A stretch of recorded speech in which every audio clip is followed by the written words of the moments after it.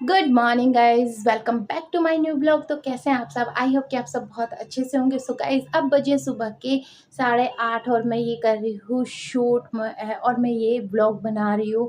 तो सुबह उठी थी रोज की तरह 5:30 बजे, फटाफट से बच्चों के लिए ब्रेकफास्ट बनाया। एंड आज मैंने ब्रेकफास्ट में क्या यमी बनाया वो आप ब्लॉग में देखेंगे। तो ब्लॉग में बने रहिए। वीडियो पसंद आए तो वीडियो को लाइक कीजिए, क्योंकि आज बच्चों को जल्दी स्कूल से आना था, उनके हाफ डे था।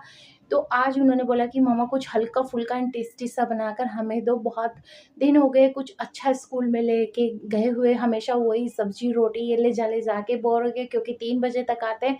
तो आप हमें कुछ और जंक फूड वगैरह कुछ देते नहीं है, तो आज कुछ यम्मी सा हो जाए। तो आप देखना, आज मैंने बहुत अच्छा सा उनके लिए ब्रेकफास्ट बनाया है। तो ब्रेकफास्ट में क्या बनाया है वो आप हम देखेंगे आगे ब्लॉग में। तो बच्चे एंड स्कूल जा चुके हैं, पतिदेव भी अपना लंच बॉक्स लेकर ऑफिस जा चुके हैं। एंड रोज़ की तरह आप देख सकते हैं बहुत सारा काम फैला हुआ है, पूरा घर मेरा तहस-नहस हुआ है। एंड अभी किचन का भी कुछ काम नहीं हुआ, थोड़े बर्तन धो दिए थे, थोड़े बर्तन बाकी हैं। तो पूजा पाठ मैंने सुबह कर ली थी, पतिदेव के साथ नाश्ता भी कर लिया। अभी कुछ भी चीज़ अरेंज नहीं हुई है, सब ऐसे ही पड़ा है। तो फटाफट से मैं भी करती हूँ आपसे। तो ब्लॉग में बने रहिएगा। ब्लॉग पसंद आए तो वीडियो को लाइक एंड चैनल को सब्सक्राइब। तो गाइज़, आज मैंने नाश्ते में बनाए हैं यमी यमी टोस्ट। सबसे पहले 3 से 4 आलू ले लिए, उनको बीच में से कट कर लिया एंड बॉईल होने के लिए रख दिया। बॉईल करते वक्त उसमें थोड़ा सा नमक भी ऐड किया, ताकि वो ईज़िली बॉईल हो जाए, क्योंकि आजकल के आलू बहुत मुश्किल से बॉईल होते हैं और थोड़े मोटे मोटे रह जाते हैं। तो बच्चे को अच्छा नहीं लगता जब वो मोटे मोटे टुकड़े उनके मुँह में जाते हैं। तो बॉईल करने के बाद आलू को मैंने यहाँ ठंडा कर लिया एंड छील रही हूँ फटाफट से, क्योंकि मॉर्निंग का टाइम है, फटाफट से स्कूल की तैयारी भी करनी है एंड बच्चों को भेजना भी है। तो यहाँ मैंने पोटैटो को छीलने के बाद उनको मैश कर लिया और लिए हैं थोड़े से इंग्रेडिएंट। उसमें लिया है 1 शिमला मिर्च, 1 कच्चा प्याज एंड 1 लिया है टमाटर। इन सारी चीज़ों को पतला पतला चॉप कर लिया, ताकि टोस्ट में अच्छे से मैश हो जाए और टोस्ट जब बन के तैयार हो तो ये भी अच्छे से पक कर उसके साथ रेडी हो जाए। क्योंकि आलू तो हम पहले से बॉईल कर लेते हैं, लेकिन ये थोड़ा सा कच्चा रहता है, तो बच्चों को ज़्यादा पसंद नहीं आता, इसलिए हल्का सा इनको रोस्ट करेंगे। तो यहाँ मैंने थोड़ा सा घी डाला कढ़ाई में एंड उसमें थोड़ा सा जीरा डाल के प्याज ऐड कर लिए। उनको थोड़ा सा गोल्डन ब्राउन कर लेंगे, ज़्यादा ब्राउन नहीं करना है, क्योंकि उसका फिर फ्लेवर अच्छा नहीं आता। देन उसमें ऐड कर लिया टमाटर और उसमें ऐड कर लिया शिमला मिर्च। इसके बाद थोड़ा सा नमक ऐड कर लिया, कुछ बेसिक से स्पाइसेस मैंने डाल लिए, हल्दी नमक मिर्च वगैरह अपने टेस्ट के अकॉर्डिंग डाल लिए। एंड उसके बाद मैंने बॉईल किया हुआ आलू इसमें डालकर अच्छे से एक फिलिंग तैयार कर ली है। थोड़ा सा कोरिएंडर डाला फाइनल टचअप के लिए, और इसको 5 मिनट के लिए अच्छे से पकाया, ताकि जो मोटा टुकड़ा था आलू का वो भी पतला हो जाए। उसके बाद टोस्टर को हल्का सा गर्म करने के बाद मैंने उसको भी साफ़ कर लिया, क्योंकि काफ़ी समय से रखा हुआ था, तो बैक्टीरिया हो सकता था, इसलिए उसको क्लीन करने के बाद मैंने उठाई ब्रेड और उस पर फिलिंग लगाकर इस तरीके से सारे ब्रेड को तैयार कर लिया एंड टोस्टर में लगाकर टोस्ट कर लिए रेडी। दूसरी तरफ मैंने जो बचे हुए ब्रेड थे उनको भी फिलिंग करके रेडी कर लिया, ताकि फटाफट से मैं उनको तो देखिए कितना अच्छा सा टोस्ट बन के हो गया रेडी, एकदम गोल्डन सा कलर आ गया। दूसरी साइड मैंने चाय चढ़ा दी है बनाने के लिए एंड उसमें थोड़ी पत्ती ऐड कर दी, 2 डाली इलायची, थोड़ा सा अदरक कूट के उसमें अच्छे से डाल लिया, क्योंकि टोस्ट के साथ अदरक वाली चाय का तो मज़ा ही अलग है। ये तो फिर मैं नहाने के बाद मैं पहुंची मंदिर में, सभी को गंगा जल से स्नान कराया और सभी को तिलक लगाया। तिलक करने के बाद खुद को भी थोड़ा सा तिलक और सिंदूर लगाया मांग में एंड पूजा कर ली अपनी कंप्लीट। पूजा करने के बाद जब तक मैं किचन में पहुंची तो मेरी चाय भी हो गई थी ऑलमोस्ट तैयार। एंड बच्चों को ब्रेकफास्ट करा के फटाफट से उनका ब्रेकफास्ट और लंच बॉक्स दे के मैंने उनको कर दिया स्कूल की तरफ रवाना। और अब मैं भी अपनी चाय डालकर पतिदेव के साथ कर लूँगी नाश्ता। तो यहाँ मैंने चाय में दूध डाला, ऑलमोस्ट मेरी चाय हो गई रेडी और इसको मैं कर लूँगी पॉर। यहाँ दोनों कपों में मैंने चाय डाल ली है और टोस्ट की लगा ली है प्लेट।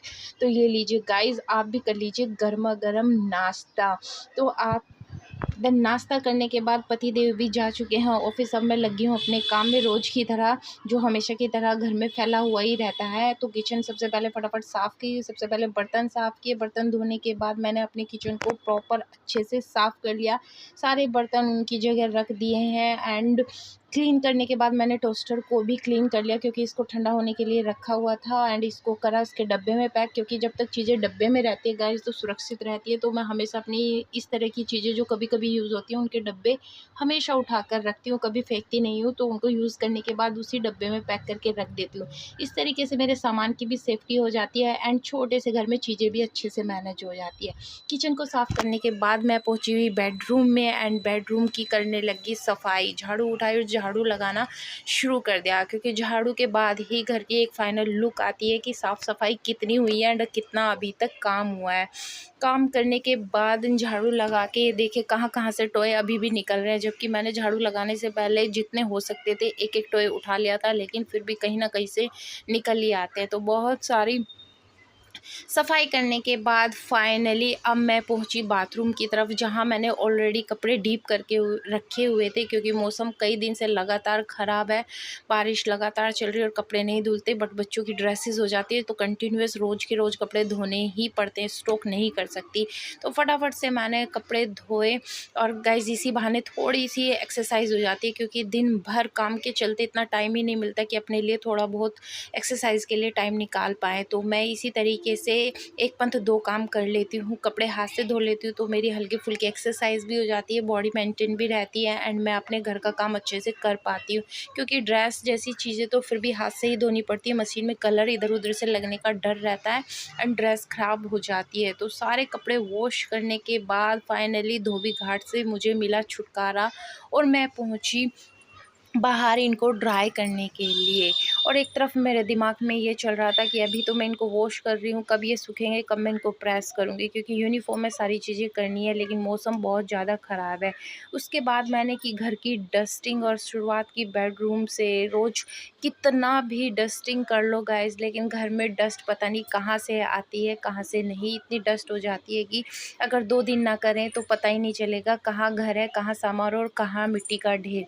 तो फटाफट से डस्टिंग की एंड डस्टिंग करने के बाद ये देखिए बालकनी में मैंने कपड़ों का ढेर लगा रखा है धो के। पिछले 3 से 4 दिन के कपड़े बालकनी में ऊपर नीचे होके पड़े हैं और बिल्कुल भी सूख नहीं रहे हैं, और अभी मैंने 2 बाल्टी फिर से धो दिए। तो अब देखिए सफाई करने के बाद घर की हालत कितनी नीट क्लीन लग रही है, और उससे पहले का व्यू मैंने आपको दिखाया था कितना भयानक। तो ये सारे कपड़े मैंने अगेन धो दिए हैं और मैं नहा धोकर आ चुकी हूँ हॉल में। अब मैं थोड़ा-सा कर लूँगी रोज़ की तरह अपना स्किन केयर, क्योंकि वो भी ज़रूरी है भैया। सबकी देखभाल करते-करते अपनी देखभाल करना सबसे ज़्यादा ज़रूरी है। तो सबसे पहले मैंने लगाया सनस्क्रीन, जो अब हमारी स्किन को प्रेप करता है और दिन भर के लिए तैयार करता है। उसके बाद मैंने लगाया थोड़ा-सा मॉइस्चराइज़र, जो मेरी सनस्क्रीन को ब्लॉक करेगा और होने वाले डैमेज से मेरी स्किन को और लास्ट में लगा लिया सनस्क्रीन। तो अपना स्किन केयर कर लिया है कंप्लीट। तो आज का आपको ये मेरा ब्लॉग कैसा लगा कमेंट करके ज़रूर बताएं एंड आपने नाश्ते में आज क्या खाया ये भी मुझे ज़रूर बताएं। तो आज के ब्लॉग को मैं यही एंड करती हूँ, मिलते हैं नेक्स्ट वन, बाय बाय।